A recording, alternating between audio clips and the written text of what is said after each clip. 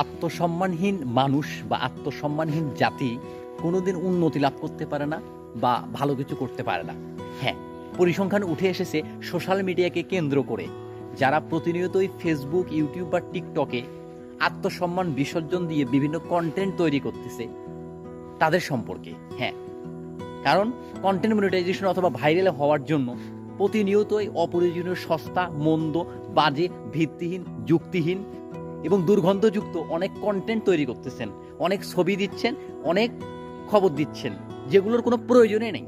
কে কোথায় যাচ্ছে, কি খাচ্ছে, কি পড়তেছে, কিভাবে ঘুমাচ্ছে, কিভাবে খেলতেছে, এগুলো হচ্ছে কন্টেন্ট। এগুলো কখনো কন্টেন্ট না, এগুলো হলো আত্মসম্মান বিসর্জন দেওয়ার এক ধরনের প্রতিযোগিতা। আপনি কি খান, কি পড়েন, কি করেন, এগুলো তো আসলে মানুষের জানার, বোঝার, দেখার প্রয়োজন নেই। তারপরেও কেন করেন? ওই আত্মসম্মান বিসর্জন দেওয়ার জন্যই। আর এইভাবে টাকা ইনকাম করা কখনো বুদ্ধিমানেরও কাজ না।